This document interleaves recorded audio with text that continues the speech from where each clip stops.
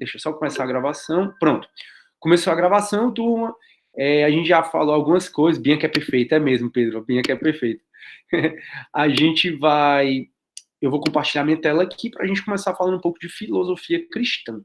A gente vai entender todo o processo, como é que surgiu essa filosofia cristã e por aí vai. Pronto, minha tela está sendo compartilhada. Como eu disse, esse material vocês acham no Aluno Online. Se chama esse material Filosofia Cristã. E é assim que começa, tá bom? Então, turma, a gente começa, né, já que a gente vai falar de filosofia cristã, a gente começa, óbvio, com um quadro que representa Jesus Cristo.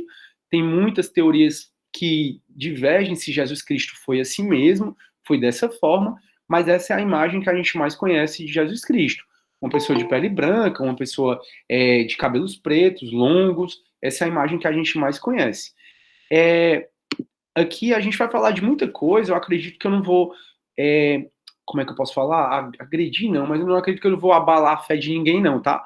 Tudo que a gente vai falar aqui é para fins científicos, é para fins de discussões mesmo, da filosofia, mas o máximo possível, essa filosofia, vocês vão ver, ela vai tentar unir a fé e a razão. É a principal ponto dessa filosofia cristã. Mas como é que essa filosofia cristã, que depois foi chamada de filosofia medieval, está até no nosso plano de ensino como filosofia medieval, como é que essa filosofia ela nasceu? E aí, turma, antes da filosofia cristã, teve o helenismo. Lembra que a gente estudou na aula passada? Então a gente teve o helenismo, que é a quarta e última escola da filosofia clássica, da filosofia da antiguidade. E eu sempre, quando falava do helenismo para vocês, antes da aula passada, eu dizia assim, pessoal, o helenismo é exatamente a transição entre a filosofia clássica e a filosofia medieval. É o momento em que Alexandre o Grande, ele foi e dominou um espaço territorial imenso e houve um sincretismo religioso e aí, ou seja, as culturas passaram a se misturar muito nessa época, não se podia mais discutir tanta coisa como Atenas sempre pôde discutir, e simplesmente esse período helenístico, essa filosofia helenística foi a busca pela ataraxia, foi a busca pela paz de espírito. Aí na aula passada a gente estudou 4 escolas, filosofia acaba sendo fácil porque quase tudo é 4, né? 4, 4, 4. A gente estudou 4 escolas, onde eles dizem que como a gente vai achar a paz de espírito. Essas 4 escolas, tem aluno querendo entrar?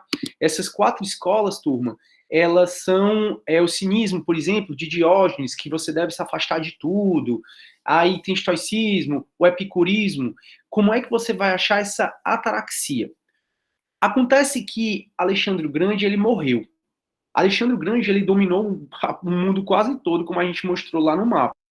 Ele dominou lá da Grécia até a Índia, o império dele era enorme. Aí o que é que aconteceu? Simplesmente, quando Alexandre o Grande morreu, o império dele foi todo dividido entre os generais dele. E os generais deles passaram a brigar um com o outro. Então, naquela época que o Alexandre o Grande tinha o império dele todo unido, que se você invadisse uma parte do império dele, todo o império dele ia lá, repelir essa invasão, quando você pulveriza o império, dando para vários generais, o império que era desse tamanho passa a ser menor, bem menor, e os próprios generais passam a rivalizar entre si. O que é que isso resulta? Resulta num enfraquecimento muito grande das terras conquistadas por Alexandre o Grande após a morte dele. E aí foi onde os romanos entraram e dominaram toda essa parte, que aí a gente deixa de ter o Império Macedônico de Alexandre o Grande e a gente passa a ter o Império Romano. Então o Império Romano invadiu o território que antes era de Alexandre o Grande, e esse Império Romano, ele simplesmente passa a dominar tudo. E aí muda toda a concepção, muda toda a cultura, muda a forma de governar. Se você quiser saber um pouco mais sobre o helenismo, essa filosofia helenística, está indicando aqui para você assistir o filme Alexandre o Grande, que aí é onde você vai entender um pouco do surgimento da filosofia helenística, do Império Macedônico, até a morte dele. É um filme bacaninha de assistir, não é um filme mais maravilha, mas é bacaninha para você entender esse período.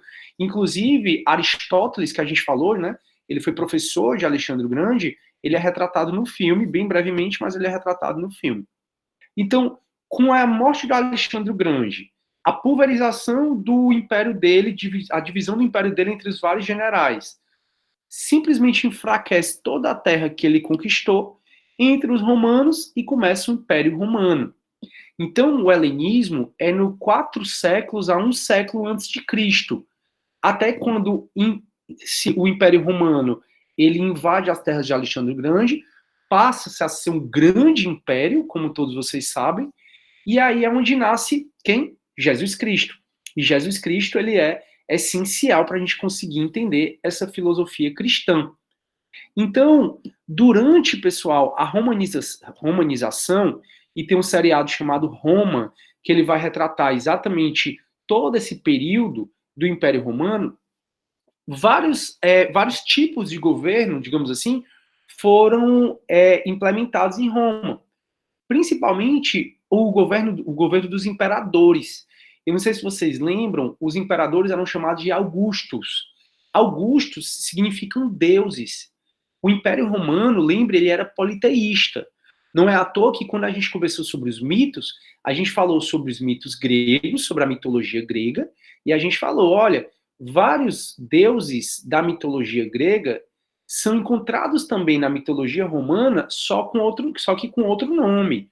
Tem um Baco, Dionísio, existem vários deuses que estão na mitologia grega, mas também estão na mitologia romana, só que com outro nome. Acontece que os deuses, que os romanos, então, eles eram politeístas. E os imperadores eram chamados de Augustos, que significavam deuses. Então, os imperadores, eles eram também considerados deuses. E aí, como é que a gente chega, então, nessa filosofia cristã, onde o homem é deixado de lado, o homem é tirado do pedestal e é colocado Deus? Como é que foi esse processo? Como é que foi esse processo de cristianização? Então, sempre quando eu falo para vocês da história da filosofia, e todos vocês já sabem todos os períodos da filosofia antiga, o clássico, medieval, moderna e contemporânea, quando eu sempre falei, quando eu estava na aula explicando todo esse panorama da história da filosofia, eu sempre disse, tem a filosofia clássica, onde o homem está no centro das discussões. Essa filosofia da antiguidade. É o homem que está no centro das discussões. Vem a filosofia medieval, tira o homem do centro das discussões e coloca quem? Deus no centro das discussões. Surge a filosofia moderna, muito por conta do Renascimento, e o Renascimento, ele renasce das trevas, digamos assim, que era a filosofia medieval na visão dos renascentistas. Então, enquanto na filosofia antiga a gente tinha o homem no pedestal, no centro das discussões, o homem era o que mais importava, tudo girava em torno do homem. Lembrem lá de Protágoras, o homem é a medida de todas as coisas? Isso, filosofia da antiguidade. Veio a filosofia medieval, que é o que a gente vai estudar agora, e deixa o homem de lado, e o homem é um mero servo de Jesus Cristo. Então, Jesus Cristo é o centro das discussões aqui. Então, a filosofia medieval ela se caracteriza muito pela união da razão, que é a filosofia, e a fé. Por isso que a gente fala de filosofia cristã. Se você é cristão, você tem fé. Se você é um filósofo, você usa a razão. Não dá para a gente falar de filosofia sem falar da razão. Então, aqui sai o homem do pedestal na filosofia cristã e coloca Jesus Cristo. Como é que a gente une fé e razão? É exatamente a principal discussão aqui. A filosofia cristã ela inseriu vários elementos de discussões que antes a filosofia clássica não tinha. Antes a filosofia da antiguidade não tinha, como essa questão da fé. E aí, quando acabar esse período, que a gente vai acabar ainda esse mês, o período da filosofia medieval, a gente vai falar da filosofia moderna, que é onde renasce para a filosofia antiga. Revive os valores clássicos da filosofia clássica, eles retomam como parte principal. Então, Deus sai do pedestal e volta o homem no pedestal. Então, como é que tudo isso surgiu? Bom, teve o período helenístico, como vocês já sabem, o período de Alexandre o Grande. Alexandre o Grande morreu, deu margem para a invasão do Império Romano. Os romanos, inicialmente, eles eram politeístas. Então, eles acreditavam em vários deuses. E os próprios imperadores, próprio Júlio César, ele era considerado um deus na Terra. Não era à toa que ele era um Augustus, porque ele era deus. Professor, Se o Império Romano ele era politeísta, se a gente tem mitologia romana com vários deuses, como é que aqui o Império Romano ele se cristianizou? Bom, aqui tem que falar um pouco de um imperador chamado Constantino I. O que é que aconteceu? Aconteceu o seguinte: Jesus Cristo nasceu, aí a gente tem o século, né, primeiro depois de Cristo, então Jesus Cristo nasceu, Jesus Cristo viveu aos 33 anos, e após a morte de Jesus Cristo, durante a vida de Jesus Cristo, e após a morte de Jesus Cristo, surgiu o quê? O cristianismo. Acontece que o cristianismo, ele não é uma religião politeísta, como predominava no Império Romano. O cristianismo é uma religião monoteísta. De maneira que, no surgimento do cristianismo, até o ano 313 depois de Cristo, os cristãos foram extremamente perseguidos. Então, eles eram ridicularizados em praça pública, eles eram queimados em praça pública, exatamente porque religião é uma coisa muito séria, e a gente tinha no Império Romano um império politeísta, que acreditava em vários deuses, e a gente tinha os cristãos agora pregando que não existem vários deuses, que só existe um Deus. E se só existe um Deus, esse um Deus não é o imperador. Olha o problema que os cristãos tiveram que enfrentar. Então, o que é que acontece? Ora, se o Império Romano era politeísta, inclusive os imperadores eram considerados deuses, não dá para o Império Romano aceitar a filosofia cristã não, não dá para o Império Romano aceitar o cristianismo, porque a partir do momento em que o Império Romano aceita o cristianismo, os imperadores que eram considerados deuses deixam de ser considerados deuses. E aí, o que é que acontece? E aí que tem um imperador chamado Constantino I, que era tido como Deus. E conta a lenda que ele, isso é bem retratado em filme, eu coloquei aqui o filme Ágora para você assistir, caso você queira, sobre essa cristianização. O Constantino I, ele ia travar uma batalha muito pesada, uma batalha assim que era praticamente impossível ele ganhar. E aí ele leu uma mensagem, ele leu, não lembro onde, é porque a lenda varia muito. Ele leu uma mensagem de que se ele utilizasse o símbolo da cruz nas armas dele, ele ganharia aquela batalha. Então o que é que ele fez? Ele mandou pintar aquele símbolo em todos os escudos e todas as espadas lá dos soldados dele, e ele foi para a batalha. O que é que aconteceu? Ele ganhou a batalha. Quando ele ganhou essa batalha, que foi no ano de 312 depois de Cristo, no ano de 313 depois de Cristo, ele editou um documento que ficou conhecido como Édito de Milão. E o Édito de Milão, ele permitiu a liberdade de culto para os cristãos. Então, olha aí a vitória dos cristãos. Eles foram perseguidos desde o nascimento de Jesus Cristo, né, até o ano 313 depois de Cristo, eram massacrados, eram perseguidos, exatamente por serem monoteístas. E aí veio o imperador e diz assim, ó, agora, cristãos, vocês têm liberdade de culto. Ninguém mais vai te prender, ninguém vai mais te ridicularizar pelo culto à Igreja Católica. Não tinha nem igreja muito nessa época. Mas pelo culto que vocês fazem ao Deus de vocês, ninguém vai mais perseguir. E foi aí que ele se converteu ao cristianismo também. E ele passou isso para os filhos dele. De maneira que, quando chegou o imperador Teodósio I, ele editou um outro documento chamado Édito de Tessalônica, e esse documento de Édito de Tessalônica, ele transformava o Império Romano em um império cristão. Então, como é que um império que era extremamente politeísta, como o Império Romano, como é que ele se cristianizou? Exatamente porque um imperador leu essa mensagem dizendo que ele ganharia a batalha se ele utilizasse símbolos cristãos nas armas. Ele disse, sim, vou usar, ganhou, e ele passou a acreditar em Deus. Então ele, a partir daí, edita o Édito de Milão para saber, para poder liberar que os cristãos façam culto sem serem perseguidos. E ele mesmo se converte ao cristianismo. Ele se converte ao cristianismo e isso é passado de geração em geração até que chega o imperador Teodósio I e ele converte o Império Romano de um império politeísta para um império monoteísta. Ele converte o Império Romano em simplesmente num império cristão. Tudo bem, pessoal? Deu para entender essa historinha? O Felipe quer entrar. Deixa eu ver aqui o que é que vocês escreveram. Seriado Roma da HBO, excelente, é verdade. Malan, obrigado aí. Ingrid, professor, o Renato está pedindo para ser aceito na aula. Ah, poxa, Ingrid, eu não sei se o Renato já conseguiu entrar.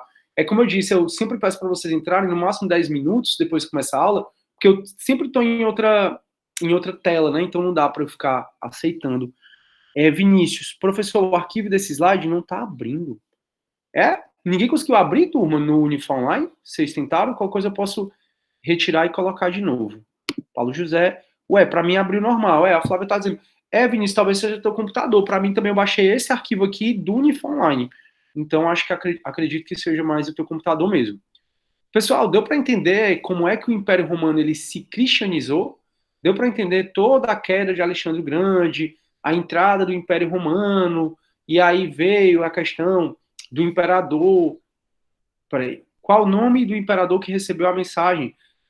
É esse aqui, ó. O imperador Constantino I. Ele é um dos mais conhecidos, exatamente porque foi ele que permitiu a liberdade de culto aqui no Império Romano. Então, a Bianca, Vinícius, tudo bem, então. Depois tento de novo aqui. Vai dar certo. Vai, qual coisa me fala? Eu posso postar em PDF, viu, Vinícius, se não der certo. Pronto. Então, turma, foi assim que o Império Romano ele se cristianizou. Então, teve a morte de Alexandre o Grande, a tomada do território de Alexandre o Grande pelo Império Romano, e aí veio o imperador Constantino I, ele leu esse papel dizendo que ele ia ganhar a terra, ia ganhar a guerra se ele utilizasse esses símbolos cristãos, ele utilizou, ganhou e editou esse documento, o Edito de Milão, onde ele permitia o culto cristão. E depois o imperador Teodósio I, ele simplesmente transformou o Império Romano no Império Cristão. E aí o que aconteceu, né? Então agora a gente tem, a partir do ano 380 depois de Cristo, a gente tem um Império Romano Cristão, o que não era mais politeísta e que agora vira monoteísta. E aí o que acontece nessa época? Acontece que para quem é cristão tem que ter muita fé.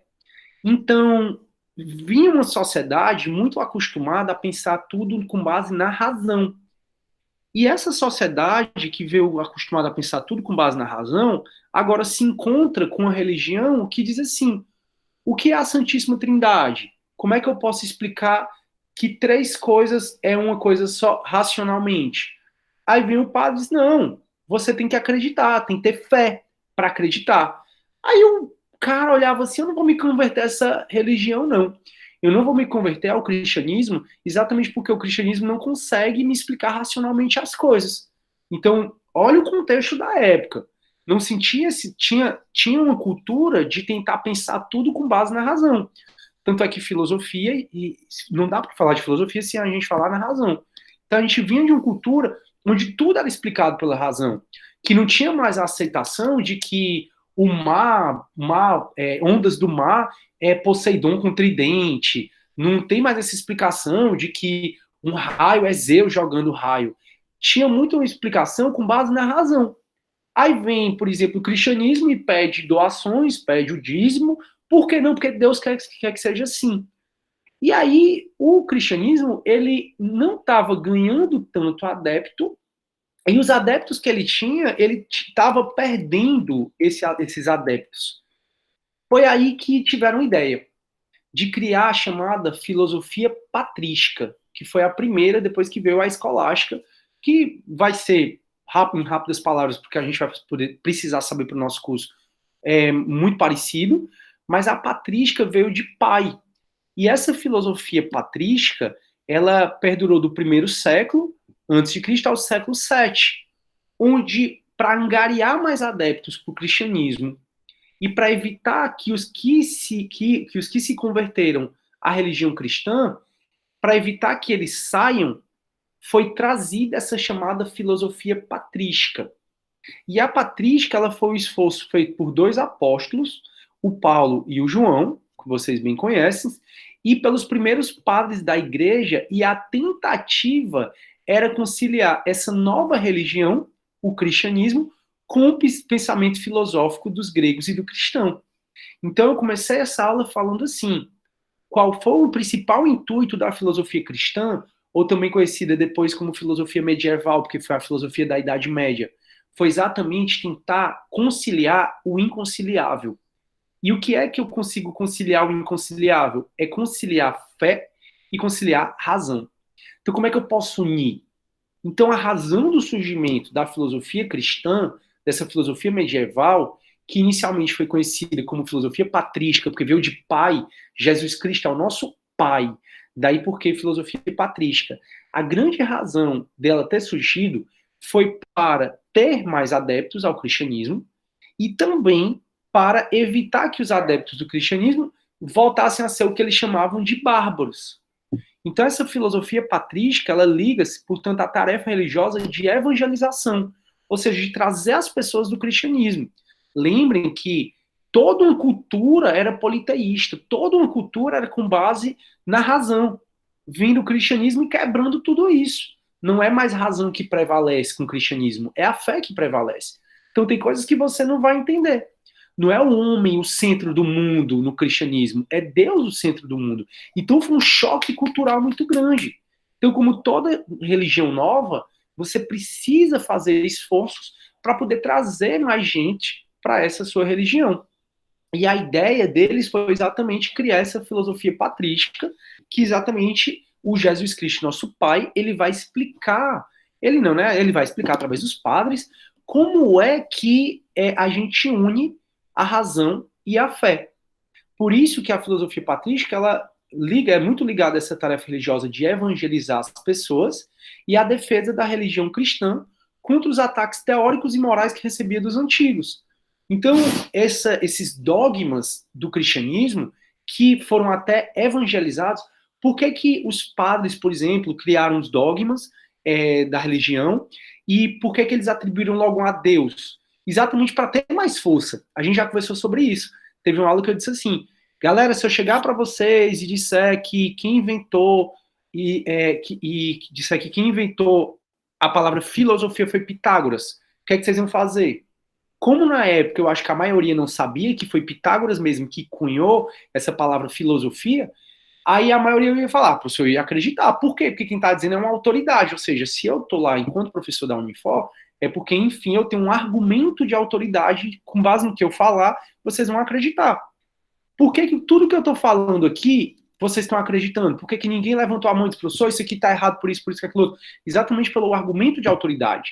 Então a gente tende a acreditar nas pessoas a depender da autoridade que ela exerça, do argumento. Então, quando os padres criam os dogmas cristãos, que você tem que ir para a missa de domingo, que você tem que dar o dízimo, que você tem que isso, aquilo, outro, esses dogmas, eles são criados, mas se eles falar, por quê? Porque eu estou dizendo, as pessoas não iam acreditar. Então, não, por quê? Porque Deus está dizendo isso.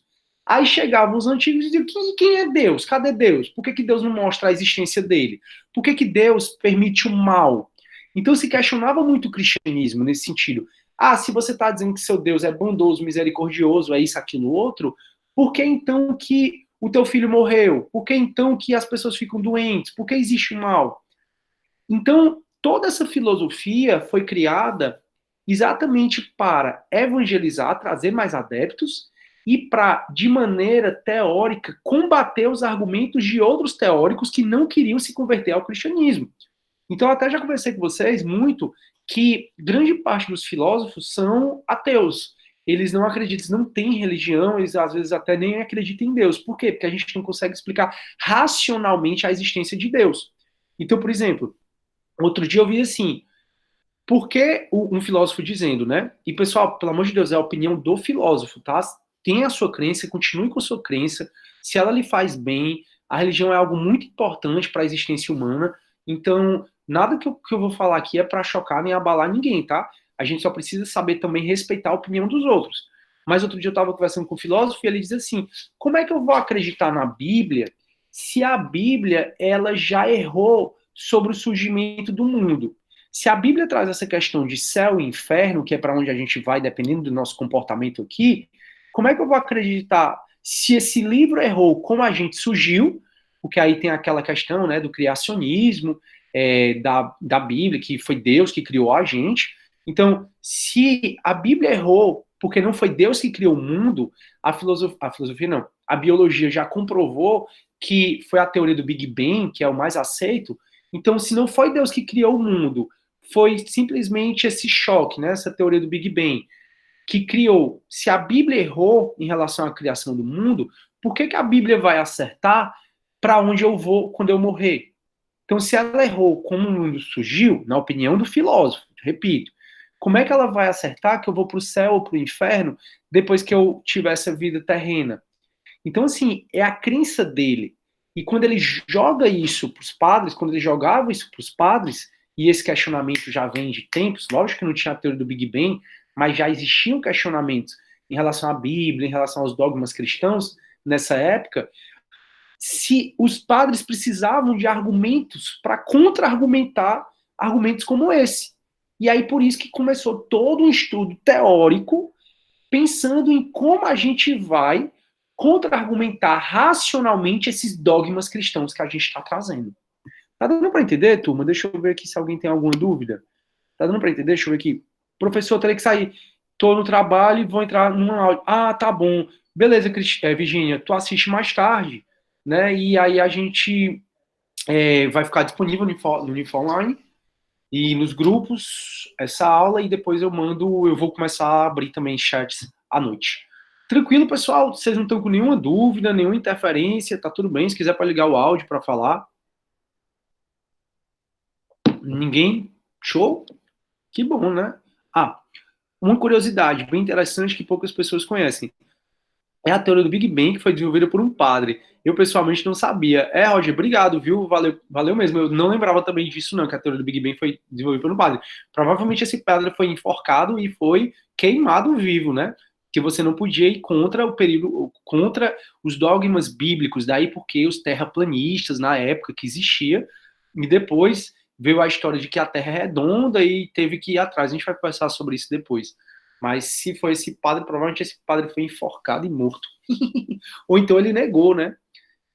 Se bem que essa teoria é mais recente, né? Se eu não me engano, o Papa elogiou. Que bacana. Não, a Papa, se for esse agora, esse Papa é fantástico, né? Papa Francisco. Enfim, mas assim, a teoria do Big Bang é mais recente, né? Acho que não se queimava pessoas na época que foi criada a teoria do Big Bang, não.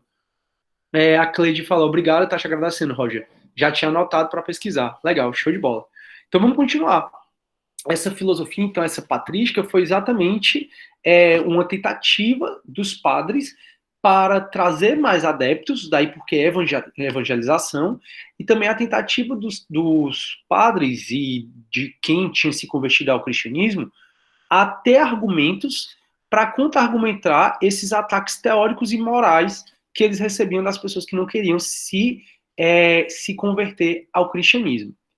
E aí, turma, tem pouca gente que sabe, eu gosto sempre de falar isso, algumas pessoas já sabem, mas o Império Romano, quando a gente diz, o Império Romano teve a queda, o professor vai falar da queda do Império Romano, não, isso da queda eu vou falar depois.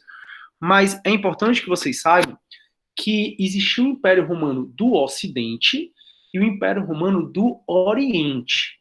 A gente conhece mais o Império Romano do Ocidente, que é esse que nos influencia diretamente, que foi onde foi criado o Vaticano, toda a Igreja Católica, toda a fé, é com base no Império Romano do Ocidente. Mas com a invasão dos bárbaros e com a queda do Império Romano do Ocidente, o Império Romano do Oriente ainda viveu durante muito tempo. Só que esse Império Romano do Oriente, ele tinha outra cultura que não o Império Romano do Ocidente. Tanto é que o Império Romano Ocidental, lá na Itália, foi criado quem? O Vaticano, onde tem o quê? A Praça São Pedro e é onde tem o túmulo de São Pedro, dos apóstolos de Cristo, que foi enterrado lá. E já no Império Romano do Oriente, a gente tem aqui, na Turquia, a chamada Hagia Sofia, que antes foi até uma igreja e depois foi transformado numa mesquita muçulmana. É encantador ir para esses dois lugares, O Vaticano eu já fui 3 vezes. Na Turquia eu fui uma vez. Foi um dos países que eu mais gostei de ter ido, porque é um choque cultural muito grande, é uma heterogeneidade muito grande, é uma cidade que não para. E aqui a gente tem a Hagia Sophia, que é uma das maiores, que é a maior mesquita que tem. E em frente a ela tem a Mesquita Azul, que é toda azul, é linda. Todas as duas são muito lindas. Mas o fato é que essa questão da cristianização, ela foi tão impactante no Império Romano que ela surgiu das principais religiões, né? Daí surgiram várias religiões. Surgiu o catolicismo, né? E também surgiu o catolicismo mais ortodoxo e que depois foi transformado, né, com as variações em relação aos muçulmanos aqui com os mesquitas. Então, a patrística, ela vai se dividir em patrística grega, ligada a Bizâncio, que é exatamente esse Império Romano do Oriente que foi formado na Turquia. Então, se você for hoje para a Turquia, você vai encontrar na cidade de Istambul essa mesquita. E ela antigamente era um Império Bizantino. E aqui, por isso que essa cúpula, essa mesquita, ela diverge um pouco, ela foi alterada, porque antigamente ela foi uma igreja, exatamente pelo Império Bizantino. Então, a patrística, que é essa filosofia para ligar a fé e a razão, ela divide-se em patrística grega, que era do Império Bizantino, que foi esse do Império Romano do Oriente, e a patrística latina, que é a nossa, ligada à Igreja de Roma, ligada ao Vaticano. E seus mais importantes foram Santo Ambrósio, que a gente não vai estudar sobre ele, mas é importante que você saiba, e o Santo Agostinho, que é muito ligado à patrística romana, que é o que a gente vai começar a falar sobre isso. Então a patrística ela foi obrigada a introduzir ideias desconhecidas para os filósofos gregos romanos. A ideia da criação do mundo, de pecado original, de Adão e Eva, de Deus como uma trindade una. Deus é 3 e 1 ao mesmo tempo. Deus é Pai, Filho, Espírito Santo. Como é que eu consigo, de maneira racional, provar que alguém é 3 e 1 ao mesmo tempo? Então, a patrística ela introduziu nessa filosofia romana questões que não eram discutidas antigamente, como, por exemplo, a criação do mundo por Deus. Então, não tinha mais essa discussão que Deus foi que criou o mundo, do criacionismo, do pecado original. Exatamente Deus colocou Adão e Eva no paraíso e disse para eles não comerem a maçã proibida, e eles foram lá, Eva pegou e deu a maçã proibida para Adão. Então, desse pecado original. Então, assuntos como a criação do mundo, o pecado original, a Santíssima Trindade, como encarnação e morte de Deus. A gente teve recentemente, né, a questão da Páscoa, a Sexta-feira Santa, que é exatamente quando Deus ressuscitou. Então, como é que Deus encarnou como Jesus Cristo e Deus morreu e depois voltou? Como é que eu posso explicar isso racionalmente? Eram coisas que a filosofia não discutia, que foram introduzidas exatamente por essa filosofia patrística. Juízo final, ou seja, que a gente está caminhando para o juízo final, onde Deus vai julgar todo mundo, ou de fim dos tempos e ressurreição dos mortos. Ou seja, a filosofia patrística, ela introduziu várias e várias discussões que antigamente não se tinha. Não tinha esse tipo de discussão. E foi a filosofia patrística que introduziu. Então, dessa forma, o grande tema de toda a filosofia patrística é da possibilidade de conciliar razão e fé. E aí surgem 3 principais, que a gente vai ver essas 3 principais. Um que diz que a razão são inconciliáveis, só que a fé é superior à razão. O próprio Santo Agostinho, ele vai falar crer para entender. São Tomás de Aquino, ele vai falar entender para crer. Então, são visões diferentes. Então, fé e razão são irreconciliáveis e a fé é superior à razão. Tem quem julgue que fé e razão são conciliáveis, mas a razão é subordinada à fé, que aí vem Santo Agostinho, ó, creio para compreender. E tem o que julgava que a razão e a fé são irreconciliáveis, mas afirmava que cada uma delas tem seu campo próprio de conhecimento e não devem se misturar. Na nossa filosofia, para onde é que a gente vai? A gente vem para cá. Ó. A filosofia patrística, ela, muito embora surgem essas 3 posições, a que mais vai prevalecer é essa, que a fé e a razão, elas são conciliáveis. E aí, como é que a gente vai conciliar? Vem Santo Agostinho falar, eu tenho que crer para entender. Vem Santo Tomás de Aquino e vem falar, eu tenho que entender para crer. Então, são vieses diferentes, mas que eles conseguem conciliar a razão. E com isso a gente passa a falar de Santo Agostinho. Ah, eu não vou falar de Santo Agostinho hoje, não. Eu quero conversar com vocês sobre outra coisa. Deixa eu ver aqui se alguém fala aqui.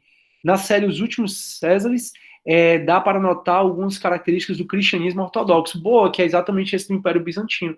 Obrigado, Antônio, para falar. Já tinha notado. Show, ninguém tem nenhuma dúvida. Deixa eu parar de compartilhar minha tela para a gente discutir sobre algumas coisas. Turma, eu quero discutir com vocês sobre paradigmas, sobre certos preconceitos. Preconceitos não no sentido negativo da palavra, mas eu quero discutir com vocês sobre certos preconceitos que foi colocado na nossa cabeça sobre essa Idade Média. E são só preconceitos. Turma, o primeiro preconceito que foi colocado na nossa cabeça é que a Idade Média foi uma idade de mediocridade, daí porque Idade Média. Foi o período das trevas. Então, quando a gente pensa em Idade Média, a gente pensa logo naquela história de, poxa, pensa logo naquela história meio... Quando eu penso em Idade Média, por exemplo, vem na minha cabeça aquelas camponesas, mas não brilhado, tudo aqueles castelos, mas muito escuro, sem muita luz, sem muita luminosidade. Exatamente porque a arte desse período foi uma arte muito escura, né? A gente vai ver nas igrejas os quadros e a gente vê tudo muito escuro, tudo muito breu, de forma que foi colocado na nossa cabeça, principalmente quando a gente está no colégio, que esse período da Idade Média foi um período de mediocridade, foi um período em que não teve evolução científica, cultural, e eu já disse isso para vocês, eu estou só relembrando, que é errado falar isso. É errado falar isso exatamente porque a Idade Média foi onde surgiu a primeira universidade. As igrejas que a gente entra são igrejas que a grande maioria das artes, a arte sacra, foi construída na época da Idade Média. Não foi um período de mediocridade nem de retrocesso cultural, não. Pelo contrário, teve um grande desenvolvimento cultural e não só um grande desenvolvimento cultural, teve também o surgimento da primeira universidade. Show! Primeiro paradigma que eu queria quebrar com vocês. Não foi um período de retrocesso como os renascentistas colocaram. 2. Tem muita gente que acha que a Idade Média foi o período de maior... Olha, ó, o Pedro falando, ó. Eu adoro quando o aluno contribui. O Pedro falando, sempre ouvi isso na escola, sustentavam que isso no iluminismo, que surgiu para iluminar a Idade Média. Pois é, Pedro, se coloca essa ideia errada, meus professores mesmo, muito embora já faz um bocado de tempo, do colégio, primeiro, segundo, terceiro ano, eles colocavam isso na nossa cabeça, que a Idade Média foi uma idade de retrocesso. Até que você cria logo um abuso, né, um ranço, assim, da igreja, dos padres, e depois você melhora nisso. Pelo menos esse processo aconteceu comigo. E não foi, turma, não foi dessa forma como colocaram. A segunda coisa que colocam pra gente, que não é verdade, é que foi um período de maior matança da história. Porque, óbvio, lá não tinha justiça ou polícia para impedir, então chegava mesmo um cavalheiro, né, que foi uma criação romântica da Idade Média, chegava o cavalheiro e partia a cabeça da pessoa, enforcava a cabeça da pessoa, e é colocado como se fosse o período de maior matança da história. E o período de maior matança da história não foi a Idade Média, que a gente está falando aqui do século I ao século VI, depois de Cristo. Na verdade, até um pouco mais que isso. Na verdade, turma, o período de maior matança da história foi o século XX, onde a gente teve o quê? As guerras mundiais. Então não dá para comparar o poderio de uma arma bélica do século XX com o período de uma arma bélica do século I depois de Cristo, entendeu? Não dá para comparar o estrago que uma arma, que uma bomba, que um canhão faz quando você compara com simplesmente uma espada, entendeu? Você coloca pra gente que a Idade Média foi o período de grande matança da história, mas na verdade o grande período de matança da história, que inclusive foi utilizado uma bomba nuclear, foi o período do século XX, né? Principalmente com a Segunda Guerra Mundial. Olha aí, Hiroshima e Nagasaki, para falar. Então, Hiroshima e Nagasaki deve ter morrido mais gente lá. Tanto no dia quando a bomba foi jogada, como tempos depois, né, em consequência da radiação, muito mais do que a Idade Média matou. Não dá para comparar um poderio bélico de armas do século XX com armas do século I, II, III, IV, V depois de Cristo. Não dá, não dá.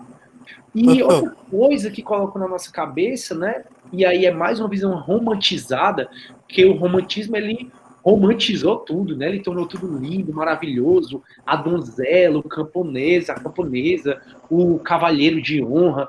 Não dá também para dizer que a Idade Média foi esse período onde é retratado nos contos de fada da Disney, onde chega o cavalheiro e a princesa, a donzela lá adormecida. Também não dá para dizer que a Idade Média foi daquele jeito, tá bom? Que aí já é uma visão muito extremista. Então a gente tem que encarar a Idade Média um período normal, que aconteceu morte, aconteceu injustiça, justiça, aconteceu produção cultural, como qualquer outro período da nossa história. É porque a gente tem mania de diminuir a Idade Média frente aos outros. É como se a Idade Média ela fosse assim, um período de escuridão mesmo. Não foi nem um período de escuridão e não foi nem um período de muita romantização também, não. Essa questão do romantismo, da donzela, do cavalheiro, da honra, foi tudo coisa da Disney, tá? Que botou na nossa cabeça, mas do romantismo. Então são esses três paradigmas que eu queria quebrar com vocês em relação à Idade Média. Não foi um período das trevas, como o Iluminismo colocou, que veio para iluminar tudo, o Renascimento, que renascia da nossa morte, que foi a Idade Média.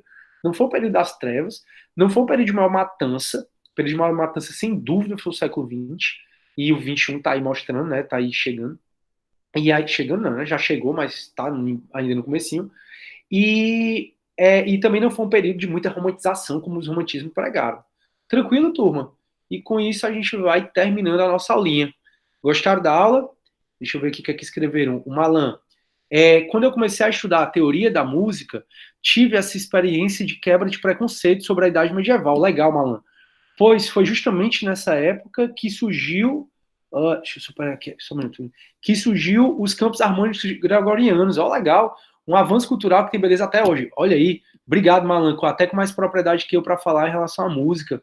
É uma bomba utilizada para demonstrar o poder, né? Exatamente, Pedro, para mostrar quem é que manda no negócio.